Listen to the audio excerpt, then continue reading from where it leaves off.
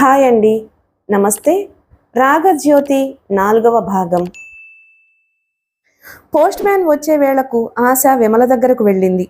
అప్పటికే post man వచ్చి వెళ్ళినట్లున్నాడు. విమల చేతిలో ఫారిన్ కవర్ ఉంది.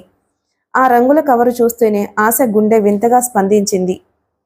అసలు మనిషిని చూస్తే మరి ఎంతగా కొట్టుకుంటుందో అనుకుంటూ విమలకు దగ్గరగా వెళ్ళి నిల్చుంది.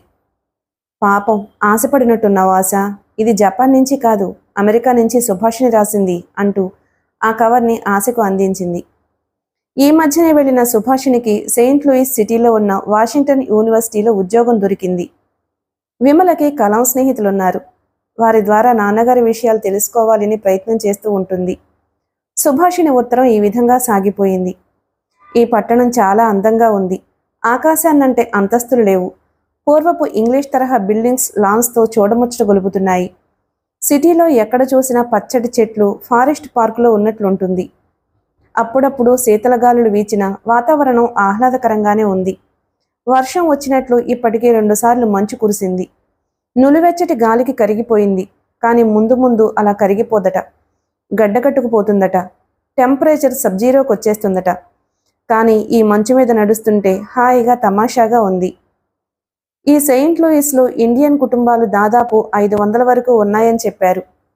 ఇండియన్ అసోసియేషన్ ఉంది. అప్పుడప్పుడు ఇండియన్ సినిమాలు చూపిస్తారు. చోటీసీ బాత్ చూశాను. ఆ సినిమా చూసినంతసేపు ఇండియాలో ఉన్నట్లు అనిపించింది. ఇక్కడ 2 ఇండియన్ స్టోర్స్ ఉన్నాయి. ఒక రెస్టారెంట్ హైదరాబాద్ ముస్లిం నడుపుతున్నాడు. మన ఆంధ్ర వాళ్ళు చాలామంది ఉన్నారు. ఇక్కడ అమెరికన్స్ని మనం ఎంతగా అభిమానిస్తామో అంతగా ఆదరిస్తారు. మా ప్రొఫెసర్ చాలా మంచివాడు. నాకు అపార్ట్మెంట్ దొరికే వరకు నేను వారింట్లోనే ఉన్నాను. ఆ కుటుంబం అంతా ఎంతగానో అభిమానించి ఆదరణ చూపారు. చిన్న చూపు చూడలేదు. విమ్మి, ముఖ్యంగా వ్రాయటం, మీ డాక్టర్ నాన్నగారిని చూశాను. దొరబాబుల కంటే అందంగా, ఠీవిగా, అంతకంటే ఠీవిగా కనిపించాడు. ఇలాంటి వారిని ఏ యువతి చూస్తూ చూస్తూ వదులుకోదు. మీ నాన్న ఇక్కడ ఉన్న బిలినీర్స్లో ఒకరు. వారి ఇల్లు ఇంద్రభవనంలా ఉంది. అంతకంటే ఎక్కువగా వర్ణించలేను. ఆయన భార్య కూడా బాగానే ఉంది. 10 ఏళ్ల కొడుకున్నాడట. నేను చూడలేదు. అమెరికన్ స్త్రీలు పట్టుమనే 10 ఏళ్లు కాపురం చేయరు. ఎప్పటికైనా డైవర్స్ ఇస్తుంది. మీ నాన్న విడుదల పొంది మీ దగ్గరకు వస్తారు అని ఏదో ఆశతో మీరున్నట్లున్నారు. ఇక్కడ స్త్రీలు చాలా మటుకు మనలాగే భర్తల్ని జిడ్డులా పట్టుకుంటారు. ట్రిమ్ముగా, నాజుగ్గా, శరీరపు బిగువు ఫిగరు కాపాడుకోవడానికి తంటాలు పడుతూ ఉంటారు. అటు భర్తలు ఆఫీసుకు పోతే ఇటు ఎక్సర్సైజులు మొదలుపెట్టి బ్యూటీ క్లినిక్స్కి వెళ్ళొస్తూ ఉంటారు. ఎందుకనుకుంటున్నావు? భర్తలు ఎక్కడ డైవోర్స్ ఇస్తారో అన్న భయంతో. పొజిషన్ సెక్యూరిటీ ఉంటుంది. పేరున్న హ్యాండ్సమ్ భర్తను ఎందుకు వదులుకుంటుంది? ఆ ఇంటిని ఎఫిషియెంట్గా నడుపుతుంది. మీ నాన్న సెక్రటరీ కూడా. ఆమె సహాయం వల్ల ఇంతటి వాడయ్యాడని ఇక్కడ చెప్పుకుంటున్నారు. విమ్మి, ఇక్కడ పరిస్థితి ఉన్నది ఉన్నట్టు రాశాను. నిన్ను భ్రమలో పెట్టలేక. మరి మీ నాన్న అంతరంగంలో ఏముందో తెలుసుకోవాలంటే ఆత్మీయులు కావాలి. ఇక్కడికి రావాలని, మీ నాన్నని చూడాలని నీకుంది. నేను ఇక్కడ నిలదొక్కుని కాస్త సంపాదన మొదలుపెట్టాక నీకు స్పాన్సర్ చేయగలను. నీకు టైప్ వచ్చు కదా, షార్ట్ హ్యాండ్ నేర్చుకో. హైదరాబాద్లో కంప్యూటర్ ట్రైనింగ్ తీసుకో. ఉద్యోగం సంపాదించటం సులువు. ఇక నా కళాన్ని నాట్యం చేయటం ఆపమంటాను. Best wishes for the season అంటూ సుభాషిణి ఉత్తరం ముగించింది. ఆశ విచారంగా విమ్మి వైపు చూసింది.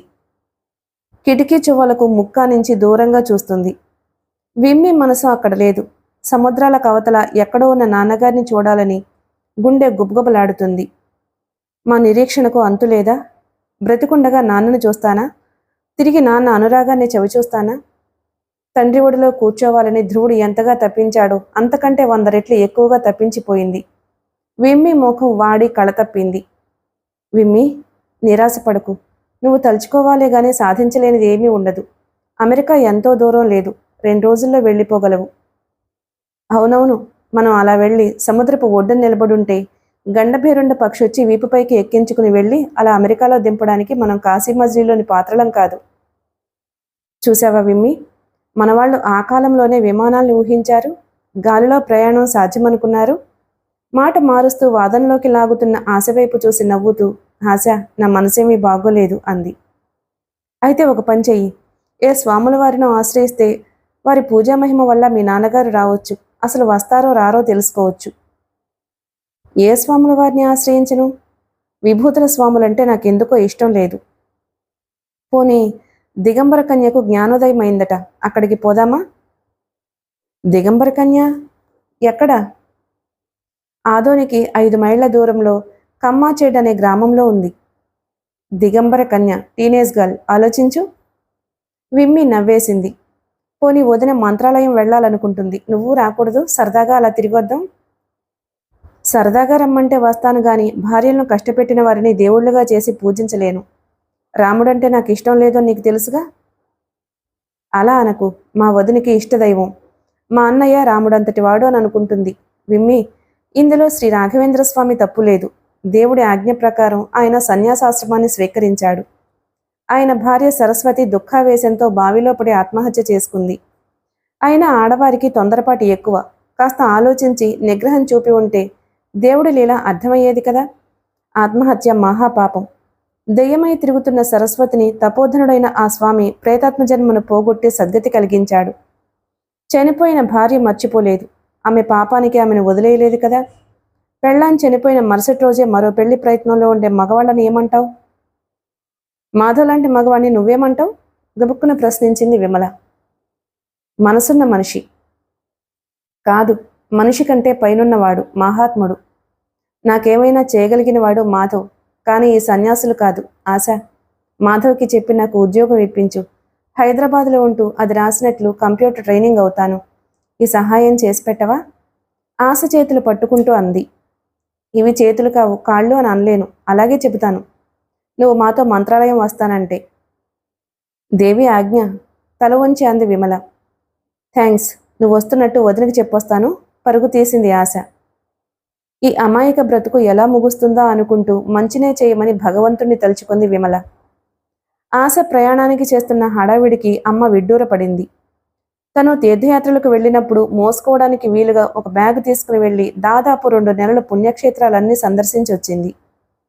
ఈ రోజు వెళ్ళి రేపు వచ్చేవాళ్ళు సూట్ కేసులు, బుట్టలు, బ్యాగులు, కెమెరా, దిండ్లు, చాపలు కారులో పెడుతుంటే పుణ్యక్షేత్రానికి కాదు, విలాసయాత్ర పోతున్నట్లున్నారు. ఎన్ని రోజులుంటారేమిటి? అడిగింది అమ్మ. ఫ్లాస్క్ ఒకరు, వాటర్ బాటిల్ ఒకరు పట్టుకుని వచ్చిన ఆశా నీరజులు నవ్వుకుంటూ వెళ్ళొస్తాం అన్నారు. అమ్మా, ఈ కాలం పిల్లల సంగతి మీకు తెలియదా? భక్తితో దేవుణ్ణి చూద్దామని కాదు, పురాతన గుడులు, శిల్పాలు, ప్రకృతినే చూడ్డానికి వెళ్తారు. అమ్మకు జాగ్రత్తలు చెప్పొచ్చి కారులో కూర్చున్నాడు. మీరు ఏ కాలం వాళ్ళు అని నీరజ భర్తను అడిగింది. త్రేతాయుగం నాటివాడు. లేకుంటే పిల్లల కోసం పుణ్యక్షేత్రాలకు వెళ్ళి స్నానాలు చేసి ఉపవాసాలు ఉంటారా? అలా హనీమూన్కి వెళ్ళి టిప్పు కొట్టి రండి, ఫలితం దక్కొచ్చు అని విమల అంటే, మై గాడ్ విమ్మి, ఎంత పెద్దదానివైపోయావు ఆశ్చర్యంగా అన్నాడు అనిల్. అన్నయ్య, పెద్ద పెద్ద మాటలు అన్నాననేగా. తోటిది ఆశకు పెళ్ళయింది, నీకు పెళ్లి కాలేదు. నువ్వు అలాంటి మాటలు అనకూడదు అన్నట్టు నీరజ విమ్మి వైపు చూసింది. వెనక సీట్లో అమ్మాయిలు కూర్చున్నారు. డ్రైవర్ పక్కన అనిల్ కూర్చున్నాడు. ఆశ, మీ కారు మెత్తగా పోతుంది. మీ ఆయన మంచివాడయ్యే. విమల అంటే, ఇంకాస్త ముందుకు పోతే తెలుస్తుంది మాధవ్ ఎంత మంచివాడు. అనిల్ నవ్వాడు. అంటూ ఉండగానే కారు గతుకుల రోడ్డు మీదకొచ్చింది. సన్న రోడ్డు. ఎదురుగా వచ్చే మరో బండి దారివ్వాలంటే గుండె దడదళ్లాడుతుంది. అసహ్యంగా ఉంది రోడ్డు. పుణ్యక్షేత్రానికి వెళ్లే బాట ఇలాగేనా ఉండేది? భక్తుల సౌకర్యార్థం బాట వెడల్పుగా చేసి రోడ్డు బాగోగులు చూడొద్దా? ఇలాంటివన్నీ మన వాళ్ళు ఆలోచించరు, అనిల్ వ్యాఖ్యానించాడు. ప్రయాణం ఆహ్లాదంగా ఉంది. రోడ్డుకు ఇరువైపులా జొన్న చేలు, పత్తి పువ్వులు విచ్చుకున్న పొలాలు, టమాటా తోటలు కంటికి ఇంపుగా ఉన్నాయి. ధనియాల పొలం నుంచి కమ్మటి వాసనలు. అంతా బావుంది. కానీ ఎడ్లబండ్ల వాళ్ళు రోడ్డు మధ్యన పోతూ దారి ఇవ్వకుంటేనే బాధ కలిగింది. హారన్ కొట్టగా కొట్టగా సడన్గా కుడివైపుకు తిప్పేస్తారు. మన వాళ్ళు ఎప్పుడు నేర్చుకుంటారో? అనిల్ తలపట్టుకున్నాడు. ఎమిగనూరులో మనుషులు కదలరు అంది నీరజ. అలాంటి ఊర్లో కారుకి పొడుగాటి ఇనుప చేతులు పెట్టి అడ్డొచ్చిన వారిని ఎత్తెత్తి పడేసేలా అమరిస్తే బాగుంటుంది కదా. ఆశ అంటే అందరూ నవ్వారు. మీ మాధవికి చెప్పు అలా అమర్చమని. విమ్మి మాటిమాటికి మాధవుని గుర్తు చేస్తుంది. అలా గుర్తు చేసినప్పుడు కళ్ళ ముందు నిలుపుకున్న రమ చెదిరిపోయి మాధవ్ ఆకృతి నిలుస్తుంది. మాధవ్ బిజీగా మీటింగ్స్, డిస్కషన్స్లో ఉంటాడు. అతను తిరిగి రాగానే తను వెళ్ళాలా? వెళ్లకుంటే ఇక్కడే ఉండిపోతే అమ్మ అన్నయ్యలు ఏమంటారు? మాటిమాటికి నీ సంసారం ఎలా ఉంది, మీ ఆయన ప్రేమగా చూస్తున్నారా అని ప్రశ్నిస్తున్నారు. అది నా ఇల్లా, నా సంసారమా? ఎలా అవుతుంది? రమ వచ్చేదాకా అక్కడుంటుంది అంతే. ఆలోచిస్తూ కళ్ళు మూసుకుంది ఆశ. ఆశ, మీ ఆయనగారు జ్ఞాపకం వచ్చారా? నీరజ హాస్యమాడింది. విమ్మి, అలా కోనిరాగాలు తీయకుంటే పెద్దగా గొంతు విప్పి పాడరాదా? అనిల్ అన్నాడు. నువ్వు ఊ అంటే జొన్న చేను చాటున్నది అని పాడేదల్లా ఉలిక్కిపడి టక్కుమని నీవుండే దాకొండపై అని పాట మార్చేసింది. ఆశ నవ్వాపుకుంటూ మోచేత్తో విమలని పొడిచింది.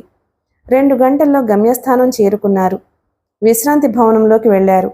ముఖాలు కడుక్కుని తెచ్చుకున్న పలహారాలు పండ్లు సేవించి కాఫీ తాగారు. వస్తూనే దేవుణ్ణి చూస్తారా, పలహారాలు సేవిస్తారా అని లాటలు పట్టించాడు. వదిన, తుంగభద్రలో స్నానం చేయమని అమ్మ మరీ మరీ చెప్పింది. నీరజ అనిల్ వైపు చూసింది. ఇప్పటికి కాళ్ళు కడుక్కుందాం అన్నాడు మెల్లగా నవ్వుతూ అనిల్. ప్రతి పుణ్యక్షేత్రంలో ఉన్నట్లు అంగళ్ళున్నాయి. నిద్ర చేయడానికి సత్రాలు, అద్దెకిచ్చే ఇళ్లు వరుసగా ఉన్నాయి. ఆలయ ప్రాంగణం గోడ దగ్గరకు వెళ్లగానే ఉచ్చలవాసన గుప్పుమంది. ఆశా విమలలు ముఖం చిట్లించారు. పవిత్ర స్థలంలో కూడా ఇలా అపరిశుభ్రం చేస్తే ఎలాగా? బీచ్లు, పార్కులు శుభ్రంగా ఉంచరు. కనీసం పవిత్ర స్థలాలైనా శుభ్రంగా ఉంచకపోతే ఎలాగా? అందరూ భక్తులే మరి. ఇలాంటి వాసన స్వాగతం పలుకుతుంటే భక్తి, పవిత్రభావం దూరంగాక ఏమవుతుంది అంది విమ్మి. నిజమే, పబ్లిక్ యూరినర్స్ కట్టించాలి, దేవస్థానం వారు పట్టించుకోవాలి అని అనిల్ అంటూ ఉండగానే నాగరికంగా దుస్తులు ధరించిన ఓ వ్యక్తి గబగబా వచ్చి ఆలయం వైపుకు తిరిగి పాస్కి వెళ్ళాడు. కర్మ అంటూ తలకొట్టుకుంది నీరజ. తుంగభద్రకు వెళ్లారు. రాళ్లల్లో ప్రవహిస్తున్న తుంగభద్ర పలుచగా ఉంది. స్నానాలు, బట్టలు ఉతకడం అన్నీ అక్కడే జరిపించేస్తున్నారు. చల్లటి నీటిలో కాళ్ళు చేతులు కడుక్కున్నారు. నీరజ తలపై నీళ్లు చల్లుకుంది. ఒకసారి విమల తుంగభద్ర డ్యాం దగ్గరకు ఎక్స్కర్షన్కి వెళ్ళింది. అక్కడ అత్యాధునికమైన భవనాల్లో విశ్రమించి మంచిగా ఖరీదైన భోజనాలు చేశారు. ఆటపాటలతో తోటల్లో సంతోషంగా గడిపారు. కానీ కళ్ళు మూసుకుంటే అవేమీ జ్ఞాపకం రావు. కానీ తుంగభద్రలో సూర్యాస్తమయం ఇప్పటికీ తీపి గుర్తుగా మిగిలిపోయింది. తొలకరి జల్లులా పైన పడే నీటి తుంపరులు సముద్రాన్ని చూస్తే గంభీరుడైన వృద్ధుణ్ణి చూసినట్లుంటుంది. తుంగభద్రని చూస్తే దృఢమైన అందగాన్ని చూస్తున్న భావన కలుగుతుంది. ఆ అందాన్ని అనుభవించాలనిపిస్తుంది అని విమల ఆశకు చెబుతూ మాధవ్ని అలా వర్ణించాలనిపిస్తుంది అని కొంటిగా చూసింది. చూస్తుంటే నువ్వు మాధవ్ని ప్రేమిస్తున్నట్లున్నావు. ప్రతిసారి మాధవ్ని గుర్తు చేస్తున్న విమలను ఉడికించింది. ఇంకా ప్రేమలో పడలేదు, పూజ్యభావంలోనే ఉంది మనసు. కామం, క్రోధం అదుపులోకి తెచ్చుకున్న మహానుభావుడాశ. నీకు లోకజ్ఞానం తక్కువ. తన భార్య మరొకరిని ప్రేమిస్తుందంటే ఏ మగవాడు సహించడు. నిన్ను చంపక అతని ఆహాన్ని చంపుకున్నాడు. నీలాంటి అపురూప సౌందర్యవతిని పక్కలో ఉంచుకుని చెయ్యవేయలేదంటే కామాన్ని జయించిన వాడై ఉండాలి. సెక్సు, మగవాడు, కవల పిల్లలు, లేదా నిన్ను అమితంగా ప్రేమించైనా ఉండాలి అని విమల చెబుతుంటే కొత్త పాఠాలు విన్నట్లు చూసింది ఆశ. ఎక్కడ నిలబడితే అక్కడ కబుర్లు ఏముంటాయి అంతగా చెప్పుకునే విషయాలు? పదండి అంటూ హెచ్చరించింది నీరజ. ఇలా పెద్దవాళ్లతో రాకూడదు, అంతా ఫ్రెండ్స్ అయితే మజాగా ఉంటుంది అంటూ ఆశ చేయి పట్టుకుని వారి వెనక నడిచింది. శ్రీ రాఘవేంద్ర స్వామిని దర్శించే ముందు ప్రాంగణంలో ఓ పక్కగా ఉన్న ఆలయంలోని ఆ గ్రామదేవతను పూజిస్తారు. ఓహో, లేడీస్ ఫస్ట్, విమల మెల్లగా అంది. పూజా సామాగ్రి తట్టను పట్టుకుని నీరజ గుడిలోకి వెళ్లి గంట మోగించింది. ఈ గ్రామదేవత పరశురాముడి తల్లి రేణుకాదేవి. ఈ నదీ తీరాన మంచాలగా వెలిసింది. ఆ పేరే మంత్రాలయంగా రూపుదిద్దుకుంది. ఈమె హిరణ్యకశిపుడు కులదేవత. అయితే నమస్కరించవలసిందే. స్త్రీ పూజ యుగ యుగాలుగా జరగవలసిందే.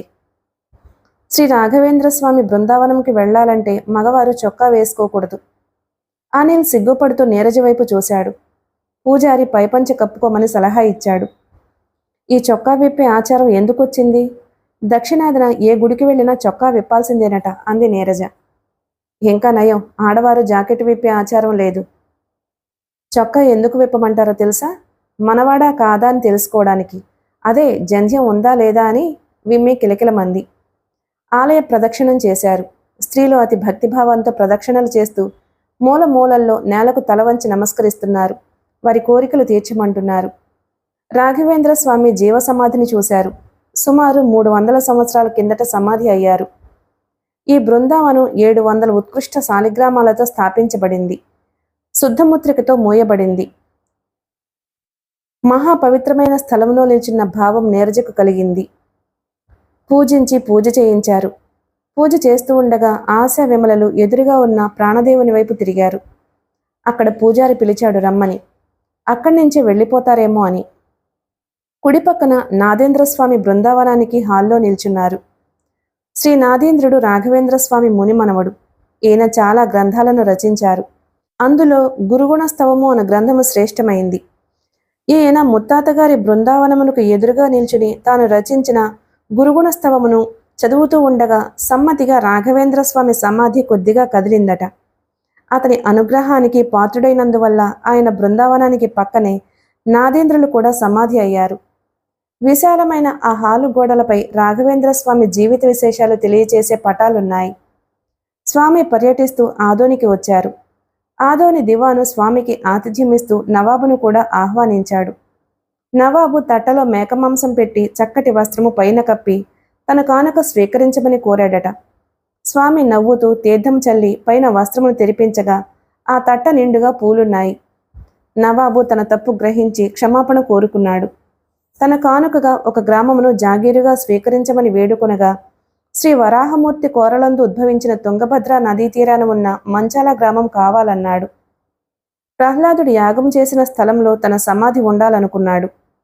హిందువులే కాక ముస్లింలు కూడా స్వామిని సేవిస్తున్నారు. ముఖ ప్రాకారంలో మరోపక్క వటవృక్షం దగ్గర భక్తులు ప్రతిష్ఠించిన నాగశిలలున్నాయి. వాటి వెనకగా సురతీంద్ర స్వాముల సమాధులున్నాయి. ఆ పక్క వంటశాల, భోజనశాల ఉన్నాయి. సుమారు 1000 మంది పంక్తులు తీరి కూర్చుని భోజనం చేయొచ్చు. భక్తులకి ఉచితంగా ఎంతమందికైనా భోజనం పెడతారు. ఈ ఏర్పాటు బాగుందని ప్రశంసించారు. అలా తిరిగి తిరిగి బయటకొచ్చారు. ధ్వజస్తంభం దగ్గర కూర్చున్న ఓ వృద్ధుడు ఏదో రాసుకుంటూ అటు పోతున్నవారని ప్రసాదం పెట్టమని అడుగుతున్నాడు. మహాప్రసాదం 50 పైసలు పెట్టి కొన్నది ఎవ్వరూ పెట్టడం లేదు. ఆశ తన చేతిలో ఉన్న పొట్లం ఆ వృద్ధుడికిచ్చింది. వదిన, ఆకలేస్తుంది అంది. తిరిగి రెస్ట్ హౌస్కి వచ్చారు. వదిన, ఇక్కడ మంచాలపై పడుకుంటే ఫలితం దక్కదు. ఆలయానికి ఎదురుగా ఉన్న సత్రంలో శుచిగా పడుకోవాలట. విమల భోజనాల సమయాన అంది. అన్నయ్య, వెళ్ళేటప్పుడు ఆదోని మీదుగా వెళ్దామా? లక్ష్మమ్మ గుడి చూద్దాం, ఇప్పుడు చాలా బాగా కట్టారట అంది ఆశ. హరిజనుల్ని దగ్గరకు రానివ్వరు, పూజిస్తామంటారు. ఇదెక్కడి మనస్తత్వం రా బాబు? అదే హిందూ మతంలో చెప్పుకోదగిన గుణం. మనుషులకి కాస్త గొప్పతనం ఉంటే దైవత్వాన్ని అంటగట్టేస్తారు. అలా వారు మాట్లాడుకుంటూ ఉండగా ఆ సమయంలోనే పక్క గదిలోని మరో ఫ్యామిలీ వచ్చింది. ఆమె ఎవరో గాని పెద్దగా మాట్లాడుతూ నవ్వేస్తూ గదిలోంచి బయటికి తిరుగుతూ చాలా సందడి చేస్తుంది. కర్టెన్ చాటు చేసుకుని విమల ఆశలు చూస్తుంటే మరొకరి గదిలోకి చూడడం మంచి మేనర్స్ కాదు, నవ్వుతూ అన్నాడు అనిల్. ఆవిడ బయటనే ఉందన్నయ్య, చూసిన మొహంలా ఉంది. ఆశ నెమ్మదిగా అంటే ఫ్యాషనబుల్గా ఉంది అంది విమ్మి. ఆ భార్యాభర్తలు హాలులోకొచ్చి కుర్చీలో కూర్చున్నారు. ఆమె మాట్లాడుతూ జుట్టు విప్పుకుంటుంటే అతను సిగరెట్ తాగుతూ నవ్వు ముఖంతో భార్య వైపు చూస్తున్నాడు. నీరజ ఆశను చాటుగా చేసుకుని అలా చూసి చూడనట్లు చూసి అంది. ఆమె కాంతంలా ఉంది, మా సుగుణపిన్ని కూతురు అంటూ భర్త వైపు చూసింది. ఈ దాగుడు మూతలెందుకు, బయటకు వెళ్ళి పలకరించు, మంచం మీద పడుకుంటూ అన్నాడు. కాంత అంటే రామారావు అక్కన్నమాట. ఆశ, విమలలు ఒకరినొకరు చూసి నవ్వుకున్నారు. నీరజ వెనకే నడిచారు. కాంతం బారడు జడవిప్పి సవరం కుర్చీకి తగిలించి జానడి వెంట్రుకల్ని వేలుముడి వేస్తూ భర్తని చూసి నవ్వింది. నేనైతే అలా సవరం నా భర్త ముందు విప్పి వంకాయంత ముడి చచ్చినా వేసుకోను. ఎంత ఇండియన్ మూగుడైనా కొన్ని చిట్కాలు తెలియకుండా ఉంచడంలోనే గ్లామర్ ఉంది, ఏమంటావు? ఆశతో అంది విమ్మి. ఊరుకోవే, వాళ్ళు వింటారు. అన్నయ్య దగ్గర కాస్త నోరు కట్టేసుకో. ఆశ, నీకు పెళ్ళైనా ఎందుకు అందరికీ భయపడతావు? నువ్వు ఏ సర్టిఫికేట్ మూవీస్ చూస్తున్నావా లేదా? ఓరగా ఆశ వైపు చూస్తూ నవ్వాపుకుంటూ అంది. నీరజ నవ్వు ముఖంతో కాంత దగ్గరకు వెళ్ళి నిల్చుంది. గుర్తుపట్టావా అన్నట్టు చూస్తూ ఒక్క ఉదుటున లేచి నీరజను కావలించుకుంది. మగాడిలా పైనబడి కావలించుకుంది. మగాడిలా పైనబడి కావలించుకున్నందుకు నీరజ సిగ్గుపడిపోయింది. గిరి, నీరజ మా పెద్దమ్మ కూతురు, నా ఫ్రెండ్ కూడా. చెప్పానే, అదే ఇది అంటూ భర్త గిరిధర్కి పరిచయం చేసింది. అతన్ని చూడడం అదే ప్రథమం నీరజకు. కాంత పెళ్లికి అందరూ వెళ్లారు కానీ నీరజ వెళ్ళలేదు. పెళ్లి కావలసిన పిల్లను దగ్గర బంధువుల ఇళ్లకి కూడా తీసుకువెళ్లేవారు కాదు. ఆడవాళ్లని చూడగానే గిరిధర్ లేచి కుర్చీలన్నీ దగ్గరకు జరిపాడు. నీరు, ఎంతమంది పిల్లలు? ఇంకా లేదా? అదృష్టవంతురాలివి. నాకు 2 రాక్షసులు అంటే పొట్ట చించుకుని వచ్చారు. అదే సిజేరియన్ ఆపరేషన్. నా ఫిగర్ పోయింది కదూ. నువ్వు అలాగే ఉన్నావు, పెళ్లి కాని పిల్లలాగా.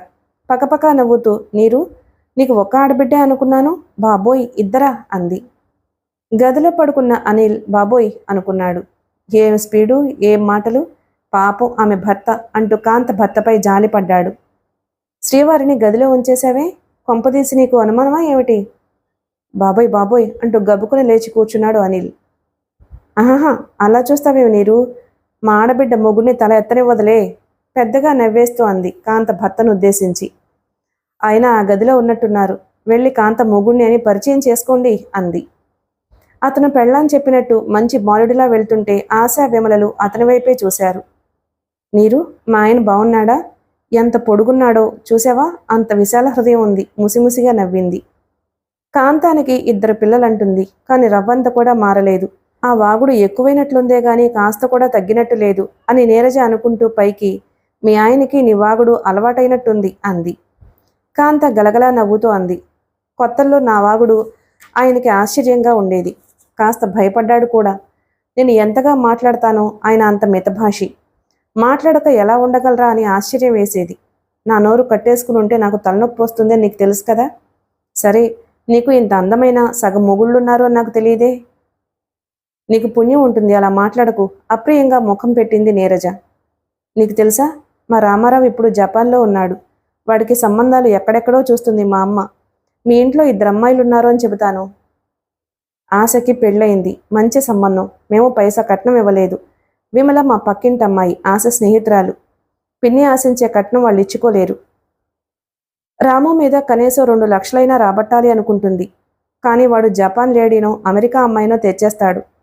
వాడు అసలే కృష్ణావతారం. కాంత చెబుతూ కిలకిలా నవ్వింది. విమల ఆశ చెయ్యి పట్టుకుని నొక్కేసింది. కాంత, అనుకోకుండా ఇలా నిన్ను చూసినందుకు చాలా సంతోషంగా ఉంది. ఏమిటి విశేషాలు అడిగింది నీరజ. విశేషాలంటే చాలా ఉన్నాయి. నా కొడుకు విశ్వకర్మ కూతురు జయంతిని అమ్మ దగ్గర ఉంచాను. ఈ మధ్య గిరి ఆరోగ్యం బాగోలేదు, ఏదో ఇంజెక్షన్లు చేసుకున్నాడు. ఒకదానికి పోతే మరొకటయింది. తొడ మీద అప్సన్ అయ్యి దాని మూలంగా గ్రాయిన్స్లో గ్లాన్స్ ఉబ్బాయి. అందుకని డాక్టర్లు కొంతకాలం పత్యం చేయమన్నారు. కాంత కొంటెగా నవ్వుతూ కనీసం 3 నెలలైనా భార్యకు దూరంగా ఉండమన్నారు. అంతవరకు బాగానే ఉంది. మా గిరిధర్కు విశాల హృదయం అని చెప్పాను కదా. కాలేజీలో స్త్రీ స్వాతంత్ర్యం మీద బల్లగుద్ది స్త్రీపక్షంగా వాదించేవాడట. ఒట్టి వాదన కాదు, కట్నం లేకుండా పెళ్లి చేసుకున్నాడు. ఆయన బ్రాహ్మణుడు. అరే, అలా చూస్తారే, కులం కాదు, గుణసంపన్నుడు. ఉత్తముడైన ప్రతివాడు బ్రాహ్మణుడే. అంతవరకు బాగానే ఉంది. మంచి అయినా శృతి మించితే తలనొప్పే కదా. నాకేదో అన్యాయం జరుగుతున్నట్టు బాధపడుతున్నాడు. నువ్వు ఆరోగ్యంగా ఉన్నావు, యవ్వనంలో ఉన్నావు, నీకు కోరిక కలగడం సహజం అంటూ తన జీవితం వ్యర్థమైపోయినట్టు బాధపడుతుంటే తెల్లబోయాను. సెక్స్లో సుఖం ఉంది, కాదనను. అది లేనంత మాత్రాన జీవితం వ్యర్థమని, భార్యకేదో లోటైందని భావించే మగవాడికి ఏం చెప్పగలం? బాబోయ్, నేను బాగున్నాను, 2 బిడ్డలకు తల్లిని, సెక్స్ మీద ధ్యాస లేదు అని చెప్పి నమ్మించి ఇలా తీర్థయాత్రలకు బయలుదేరదీశాను. అంతవరకు చెప్పి దీర్ఘంగా నిట్టూరుస్తూ కుర్చీ వెనక్కి వాలిపోయి, ఇంతకంటే నేను చెప్పే విశేషాలు ఏమీ లేవు, అంతా మామూలు విషయాలే. అంతరంగ విషయాలు బయటికి మామూలు విషయాలుగా అందున పెళ్లికాని విమల ముందు చర్చిస్తుంటే నీరజకు సిగ్గేసింది. మాట మారుస్తూ బంధువుల గురించి, చిన్ననాటి స్నేహితుల గురించి అడిగింది. నీరు, తాయారుగుడుకు చంద్రం, వాడిని తిక్కచంద్రుడు అని పిలిచేవాళ్ళం. వాడిప్పుడు డ్రైవరు. బెజవాడ బస్టాండ్లో కనిపించాడు. వాడికి సరిగ్గా మాటలొచ్చేవి కాదు. పిచ్చోడు. వాడు డ్రైవర్ అంటే ఆశ్చర్యం వేసింది. మేము ఎక్కబోయే బస్సులో ఉన్నాడు. ఎందుకైనా మంచిదని ఆ బస్సులో ఎక్కలేదు అని చెప్పి నవ్వింది. నీరజ నవ్వుతూ పుష్ప ఎక్కడుంది అని అడిగింది. పుష్ప ఇప్పుడు పుష్పాంజలి అయింది. శిఖండి బతుకైంది దాంది. అది కాలేజీలో ఒక కుర్రాడిని గాఢంగా ప్రేమించింది. కులం వేరు. వాళ్ళ పెళ్లికి ఒప్పుకోక వాళ్ళు ఆ అమ్మాయికి కాపలా ఉండి బలవంతంగా వేరొక పెళ్లి చేశారు. దానికి పెళ్ళయింది, ఇంకెక్కడికి పోతుంది అని తలచారు. కానీ పసుపు బట్టలతో పారిపోయింది. తీరా ప్రేమించిన వాడి దగ్గరకు వెళ్తే వాడు దాన్ని నీతిపాఠాలు చెప్పి వెనక్కి పంపాడు. ఇటు చేసుకున్నవాడు చేర్చుకోలేదు. ఏదో ఆశ్రమంలో చేరిపోయింది. విమల ఆశవైపు చూసింది. ఆశ ముఖం కళతప్పడం గమనించింది. అంతలో గదిలో నుంచి ఆ 2 మగవాళ్లు బయటకొచ్చారు. వస్తూనే ఏమిటి ప్రోగ్రాం అని గిరిధర్ కాంతని అడిగాడు. కొత్తలో ప్రోగ్రాం ఏముంటుంది? తుంగభద్ర నది జలకాలు, ఆ తర్వాత స్వామి దర్శనాలు. జవాబు భర్తకు చెబుతూ అనిల్ వైపు చూసింది. మీ నీరజ భర్తను అంటూ చేతులు జోడించాడు అనిల్. ప్రతి నమస్కారం చేసింది కాంత. మీ ఆయన కూడా బాగున్నాడు, మనసు కూడా మంచిదేనా? నిన్ను చూస్తుంటే సుఖంగా సంతోషంగా ఉన్నామని తెలుస్తుందిలే, కూర్చోండి అంది. విమల పైకి లేస్తూ మేము అలా అంగళ్ళ వైపు వెళ్ళొస్తాం అంటూ ఆశ భుజంపై చెయ్యి వేసింది. యువతలకొచ్చాక బాబోయ్ ఏం మాట్లాడుతుంది, ఆ గిరిధర్ ఆ వాగుడు పెట్టెను ఎలా భరిస్తున్నాడో, అతడు నిజంగానే సద్బ్రాహ్మణుడు. విమల కళ్ళు పెద్దవి చేసి తమాషాగా నవ్వింది. ఆశ కూడా నవ్వింది. చేతులు చేతులు పట్టుకుని అంగళ్ళు చూశారు. ఉంగరాలు కొని పెట్టుకున్నారు.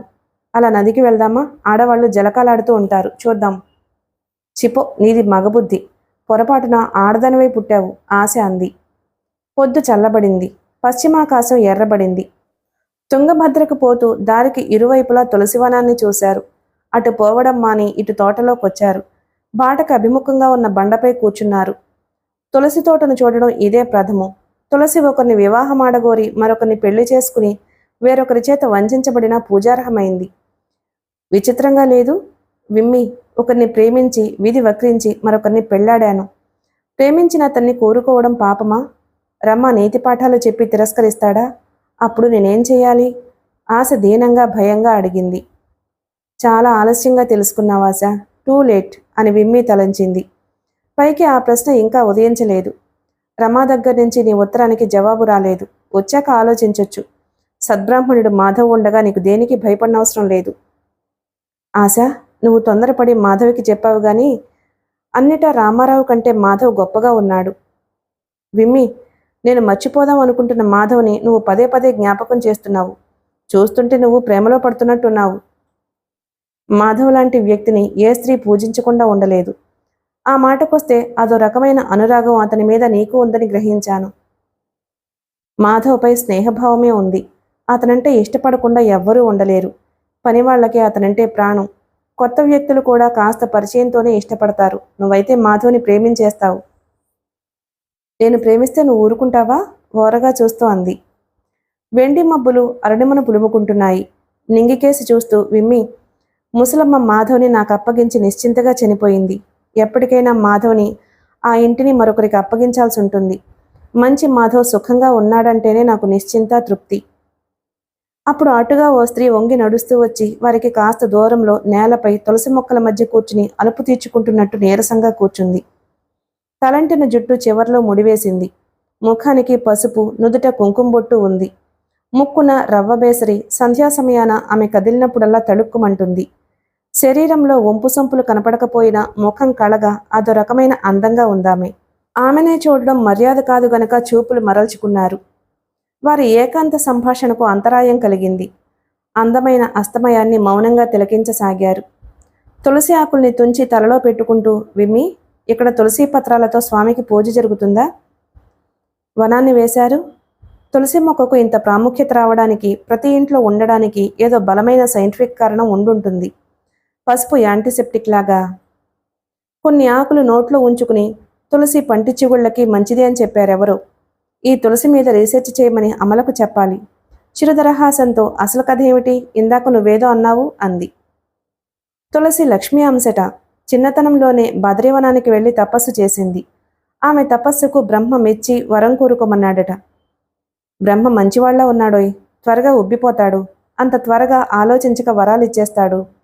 బ్రహ్మ కోసం తపస్సు చేద్దామా? విమల సీరియస్గా అంటే ఆశ పకపక నవ్వింది. తులసి విష్ణుమూర్తినే భర్తగా కోరుకుంది. అలాగే నువ్వు మహాపతివ్రతవు కాగలవు అని బ్రహ్మ చెప్పాడు. అందమైన తులసి ఆ వనంలో విహరిస్తూ ఉండగా శంకుచూడుడు అను ధనుజుడు తులసిని చూశాడు. ధనుజుడు అంటే రాక్షసుడేనా? ఆశ నవ్వుతూ అవును అంది. ఎందుకు నవ్వుతున్నావు? కోపంగా అంది విమ్మి. అదే ప్రశ్న నేను వదిలిని అడిగాను. ఐసి, ఈ పతివ్రత కథలన్నీ వదిలి చెప్పారు అవునా? నువ్వు చదివేవన్నీ ప్రేమ కథలే కదా. ఈ పతివ్రత కథలు ఎప్పుడు చదివావా అని ఆశ్చర్యం వేసింది. చెప్పు చెప్పు, ఇంట్రెస్టింగ్గా ఉంది. ఆ రాక్షసుడు తులసిని మోహించి బలవంతంగా ఎత్తుకెళ్ళాడు అవునా అని విమ్మి అంటే, పప్పులో కాలేశావు. ఈ రాక్షసుడు బ్రాహ్మణుడు అంటే మంచివాడు. ఆమెను ప్రేమించాడు కదా. మంచిగా మాట్లాడి తులసి అందాన్ని పొగిడి స్నేహం చేసి స్నేహంలో ప్రేమను చూపాడు. తులసి కూడా అతన్ని ప్రేమించి ఇష్టంగా పెళ్లి కూడా చేసుకుంది. ఐసి, విష్ణుమూర్తి భర్తగా కావాలని కోరుకుంది గాని శంఖారావు అదే శంకుచూడు మచ్చిక చేసుకుని ప్రేమించితే ప్రేమించేసి ఉంటుంది తులసి. విమల కళ్ళు తళుక్కుమన్నాయి. ఆలోచనలో పడింది. విమ్మి ఊకొట్టు, లేకపోతే కథ కదలదు. చెప్పు.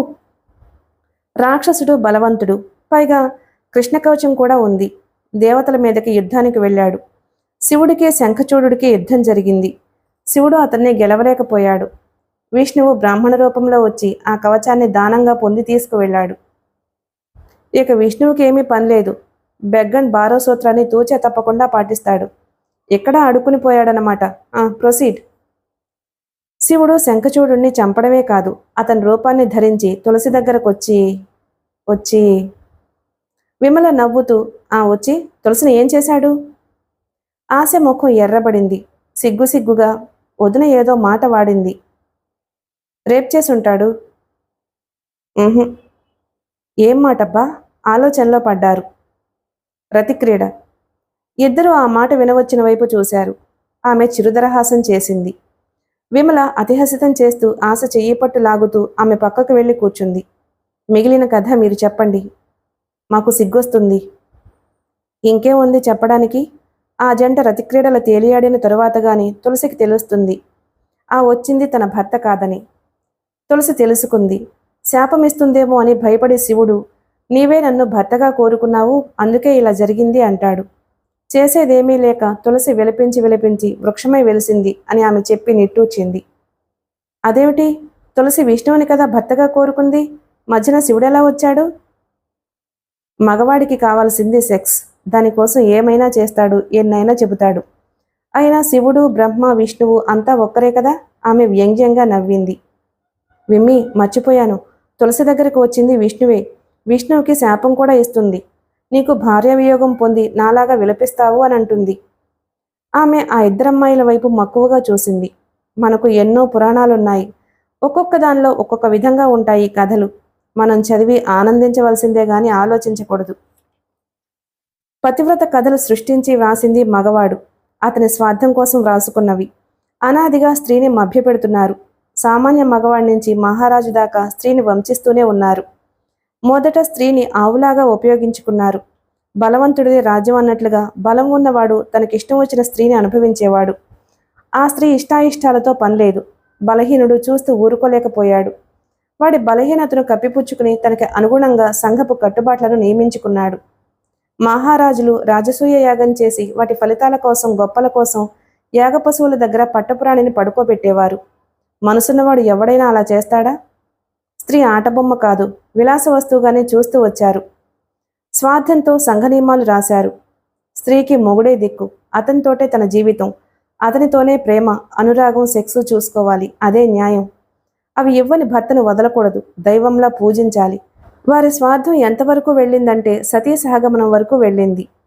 పరపురుషుణ్ణి చూడడం పాపం, పతివ్రతల లక్షణం కాదు అని రాసిన మగవాడు భార్యను సుఖాన్నిచ్చే మాంసపు ముద్దలా చూస్తాడు. భార్య అందంగా, ఆరోగ్యంగా ఉన్నప్పుడు సింహంలా పైనుండి పీల్చి పిప్పి చేసి తృప్తి పడతాడు. అనుభవం పొందినంతసేపు బోలెడు ప్రేమ, అనురాగాన్ని కొమ్మరిస్తాడు. అర్ధాంగి అంటూ సగం శరీరం కాదు, నా పూర్తి దేహం నీదేనంటూ నమ్మిస్తాడు. భార్య అనారోగ్యంతో బాధపడుతూ మునుపట్ల శారీరక సుఖాన్ని ఇవ్వలేకపోతే ఆ విధంగానే అనురాగాన్ని కొమ్మరిస్తాడా? ఇవ్వడు. సెక్స్ ఇవ్వని భార్యపై అనురాగం ఉండదు, ఆవిరైపోతుంది. ఆమె ఉనికినే సహించడు. అతని మీద అతనికే బోలెడంత జాలితో ఆమెకు దూరం అయిపోతాడు. ఆనందాన్ని, సెక్స్ని మరొకరి దగ్గర వెతుక్కుంటూ పోతాడు. ఆవేశంతో ఆమె అలా చెబుతుంటే చకితులై విన్నారు. పరమ ఛాందసురాలిగా కనబడిన ఆమె అలా మాట్లాడుతుంటే అక్కజపడి వినసాగారు. ఆమె ఆవేశం ఆవేదనగా మారి అశ్రువులు జలజల చెంపల మీదుగా జారుతుంటే అప్రతిభులయ్యారు. ఆమె దుఃఖం చూసి అప్రయత్నంగా వారి కళ్ళు చెమ్మగిల్లాయి. పైట చెంగుతో ముఖం తుడుచుకుని, సారీ, మీ మనసులో ప్రపంచం ఎంతో అందంగా కనపడుతుంది. ప్రేమించే భర్త పక్కన ఉంటే ప్రపంచంలోని ఆనందమంతా అణువణువు పాకిపోతుంది. బతుకే ఓ పండుగలా ఉంటుంది వయసులో. కానీ అదంతా భ్రమ. మగవాడి మాయాజాలమని గ్రహించి మన బ్రతుకు మన చేతుల్లో పెట్టుకుంటే స్థిరంగా జీవించగలం. లేకుంటే ఒక్కసారిగా పాతాళంలోకి జారిపడ్డాం అన్న భావన నరకం కలగజేస్తుంది. సారీ, మీతో ఎందుకో మాట్లాడాలి అనిపించింది. పిచ్చిగా అర్థం లేకుండా వాగేశాను. ఆవేశం తగ్గిపోయాక మొహమాటం అనిపించింది. పర్వాలేదు, చెప్పినందుకు మీకు థ్యాంక్స్ చెప్పాలి. రంగుల ప్రపంచంలో దాగిన చీకటి చూపించారు. మీకంటే దుఃఖమైలు ఉన్నారు. మీకు భర్త దూరమైన మీ పిల్లలకి నాన్నున్నారు. దానికి మీరు కొంత ఊరడిల్లాలి. విమ్మి అంటూ ఆమె మెల్లగా నవ్వి, ఆశ, నిన్ను అలాగే పిలిచింది. చాలా తెలివిగల దానివి. ప్రపంచాన్ని బాగా అర్థం చేసుకున్నావు. సులభంగా ఉన్నదానితోనే తృప్తిపడి జీవించేయగలవు. సంతోషం అంది. మీ పేరు చెప్పలేదు. పేరు చెబితే చాలా. అమృత. సంధ్య చీకటి పడుతుంది. నదీ స్నానాలు ముగించుకుని తలారబెట్టుకుంటూ జట్లు జట్లుగా పోతున్నారు. అల్లంత దూరం నుంచే కాంత మాటలు నవ్వులు వినిపిస్తున్నాయి. వాళ్ళు దగ్గరయ్యాక వదినా అని ఆశ పిలిచింది. ఎక్కడున్నారా మీరు? మీకోసం అక్కడంతా వెతికొస్తున్నాం. మీ అన్నయ్య గాబరా పడుతున్నారు. రండి రండి. మీ స్నేహితురాల్ని చూసుకుని మమ్మల్ని మర్చిపోయావన్నమాట అంది విమల. ఆశ అమృతకి చెయ్యి అందించింది. వారందరూ కలిసి గుళ్ళోకి వెళ్లారు. దీపాలు వెలిగాయి. మేళ తాళాలతో గున్నేనుగు మీద ప్రహ్లాదస్వామి ఊరేగింపు జరిగింది. భక్తులు చూసి తరించారు. భక్తిగా నమస్కరించిన విమలను ఆశ మీ నాన్న రావాలని కోరుకున్నావా అంది. ఆ కోరికకి వాయిదా వేశాను. వేసి అమృతకి సెక్స్ లైఫ్ ఇవ్వమని కోరుకున్నాను. నువ్వు? నేను కూడా ఆమెకు హ్యాపీ లైఫ్ ఇవ్వమన్నాను. అలా కోరుకున్నవి బయటకు చెప్పకూడదు. కాంత స్పెషల్ పూజ చేయిస్తుంటే భర్తకు సెక్స్ ఇవ్వమని చేయిస్తుంది కొంటెగా అంది విమల. పెద్దవాళ్ళు పూజలో ఉన్నారు. ఇద్దరు నవ్వుకుంటూ రెస్ట్ హౌస్కి వచ్చి పడుకున్నారు. కాంతను ఇంటికి రమ్మని ఆహ్వానించింది నీరజ. ఈసారి యాత్రలకనే బయలుదేరాము. మిమ్మల్ని చూశాను కదా, మీరంతా మా రాముడి పెళ్లికి రావాలి. వాడు జపాన్ సుందరిని తీసుకురాకముందే పెళ్లి చేయాలి అని అమ్మ అనుకుంటుంది. మీరు ఫ్యామిలీతో వస్తారు కదూ, ప్రామిస్ అని అనిల్ని అడిగింది. అనిల్ నవ్వాడు. నవ్వినట్టు కాదు, తీసుకురావాలి. మీ నవ్వే ప్రామిస్ అనుకుంటాను. వెళ్లేదాకా మాట్లాడడానికి మరొకరికి ఛాన్స్ ఇవ్వలేదు కాంత. తిరుగు ప్రయాణంలో ఆశా విమలలు అంతగా మాట్లాడుకోలేదు. ఎవరి ఆలోచనలు వారివి. పైకి నిద్రపోతున్నట్టు కళ్ళు మూసుకున్నారు. అనిల్ నీరజ చెయ్యి ఒత్తుతూ కాంత మాటల్లో పడి 2 రోజులుగా నువ్వు నాకు దొరకలేదు, ఇంటికి పద అన్నాడు మెల్లగా. ఆ మాటలు వెనక కూర్చున్న అమ్మాయిలు వింటారేమో అని కోపంగా చెయ్యి గిల్లింది. బాబోయ్, కాంత అలవాట్లు అవ్వలేదు కదా, భయపడుతూ చూశాడు అనిల్. అప్పుడప్పుడు ఇలా ఇంటి నుంచి బయటకొస్తే ఉల్లాసంగా ఉంటుంది. అందున భర్త పక్కన కూర్చుని ప్రయాణం చేస్తుంటే మరీ మధురంగా ఉంది. భర్త భుజంపై సుతారంగా తలవాల్చింది నీరజ. మిగిలిన కథ తరువాయి భాగంలో విందాం. Please like and subscribe my channel. Thank you.